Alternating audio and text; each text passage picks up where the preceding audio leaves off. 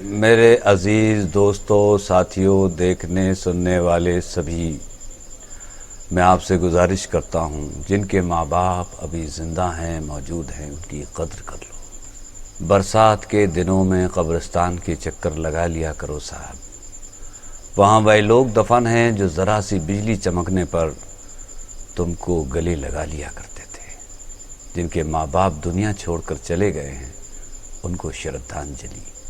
और जिनके माँ बाप अभी हैं, उनके लिए दुआ कि उनका बुढ़ापा अच्छे से गुजरे।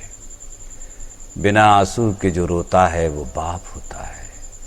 जो अपने बच्चों की तकलीफ़ों में आंसू बहाता है वो बाप होता है। फटे कपड़े पहनकर मेहनत करता है वो बाप होता है। एक बाप को लाख परेशानियां हों तो भी हंसते हंसते कहता है कि मुझे कोई दुख नहीं है। और जब खाना खिलाते खिलाते खाना ख़त्म हो जाए तो माँ कहती है मुझे भूख नहीं है। ऐसे होते हैं माँ बाप जो अपनी ख्वाहिशों को रोज़ दफन करते हैं और अपनी अपनी औलादों के लिए हसीन सपने दिलों में सजोए रखते हैं। इन सपनों के बल पर दोगुनी मेहनत करने से भी पीछे नहीं हटते। जब बाप बुढ़ापे की दहलीज पर कदम रखता है और उसको चलने में परेशानी होती है तो उसको चलने के लिए लकड़ी का सहारा लेना पड़ता है। अगर लकड़ी के सहारे की जगह उसके बेटे का हाथ उसके हाथ में हो तो उसको लगता है उसे दुनिया की सारी दौलत मिल गई हो। पर इस दौर में ऐसे बेटे कम ही मिलते हैं, कम ही होते हैं। बाप 4 बेटों को बहुत आसानी से पाल लेता है, पर ये 4 बेटे अपने बूढ़े बाप को 2 वक्त का भोजन खिलाने में भी नखरे दिखाते हैं। बचपन में बेटे अपने पिता से बोलते थे कि पापा जल्दी आ जाना, बाज़ार से लड्डू पेड़े लेते आना। और शादी होने के बाद अब बोलते हैं पापा आप घर बिल्कुल मत आना, वृद्धाश्रम चले जाना। माँ बाप अब दिनों में बांट दिए गए हैं। सोमवार मंगलवार बड़े बेटे के घर, बुधवार गुरुवार छोटे बेटे के घर। ऐसे गुजरती है बूढ़े माँ बाप की ज़िंदगी। फटे जूते, पैबंद लगे कपड़े पहनकर जवानी निकली। बाप की जवानी निकल गई फटे कपड़ों में और उसने अपने बेटों के लिए पसीना बहा बहा कर बेटों पर अपनी हैसियत से ज़्यादा कपड़े और पढ़ाई पर खर्च करता रहता है। इसकी जीती जागती मिसाल महाराष्ट्र के सबसे कम उम्र के IAS अधिकारी अंसार शेख हैं। अंसार शेख ऑटो रिक्शा चलाने वाले के बेटे हैं।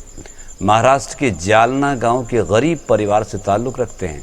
उनके पिता ने दिन रात साइकिल रिक्शा से सवारियां ढोई हैं। जब सवारियां नहीं मिलती थी तो साइकिल रिक्शे पर सब्जी के बोरे ढोकर अंसार को IAS अधिकारी बनाया है। मुझे 2 सच्ची घटनाएं याद आ रही हैं और जब भी याद आती हैं तो मन व्याकुल हो जाता है। पहली घटना पिता की है और दूसरी घटना बेटे की है। लॉकडाउन के दौरान एक गरीब मजदूर कुत्तों को डाली गई डबल रोटी के टुकड़े ज़मीन से उठाकर अपनी जेब में रख रहा था। उसके साथी मजदूरों ने उससे पूछा कि कुत्तों की खाई हुई डबल रोटी को काहे को जेब में रख रहे हो। तो उसने जो जवाब दिया, उसका जवाब सुनकर मेरा भी दिल हिल गया था और उसकी कहानी नेशनल चैनलों पर भी दिखाई गई थी। उसने बड़ी मासूमियत से बोला कि आज कोई भी खाना बांटने नहीं आया, मैं तो भूखा सो जाऊंगा, पर मेरे बेटे को भूखा नहीं सोने दूंगा। ये गरीब बाप का प्यार अपने बेटे के लिए। दूसरी घटना, एक पिता ने मेहनत कर करके अपने बेटे को खूब पढ़ाया लिखाया। उसकी नौकरी अमेरिका में लग गई। लाखों रुपया महीना पगार पाता है। उसने वहीं पर अपनी पसंद की शादी कर ली। जब बहू को पता चला कि उसके ससुर के पास भारत में एक मकान है तो वह अपने पति के पीछे पड़ गई। भारत चलो, ससुर जी से मिलना है। मगर उसकी मंशा ससुर में कम, मकान में ज़्यादा थी। जब बेटा बहू भारत आए, पिता खुशी में रो पड़ा, बेटे को गले लगाया और बोला बेटा मुझे उम्मीद थी तुम मुझे शादी में बुलाओगे, खैर कोई बात नहीं। बेटे ने पिता से चिकनी चुपड़ी बातें की और उनसे बोला आप ये मकान बेच दें और हमारे साथ अमेरिका चलें। पिता बेटे की बातों में आ गया और मकान बेचकर सारी रकम बेटे को दे दी। एयरपोर्ट जाने के लिए बेटे ने 2 रिक्शे बुलवाए। एक रिक्शे में वह और उसकी पत्नी बैठी, दूसरे रिक्शे में अपने बूढ़े बाप को बिठाया और अपने पिता से बोला पिताजी आधे घंटे के बाद आप एयरपोर्ट आना। जब तक एयरपोर्ट पर कुछ कागजी कार्रवाई होती है वह मैं करवा दूंगा। बेटा बहू एयरपोर्ट के लिए निकल पड़े और दूसरा ऑटो एयरपोर्ट ना जाते हुए वृद्धाश्रम पहुंच गया। जब पिता ने वृद्धाश्रम का बोर्ड देखा तो उसको पूरी कहानी समझ में आ गई। आंखों में आंसू लिए वृद्धाश्रम के अंदर दाखिल हुआ। ये दोनों घटनाएं सत्य हैं, सही हैं।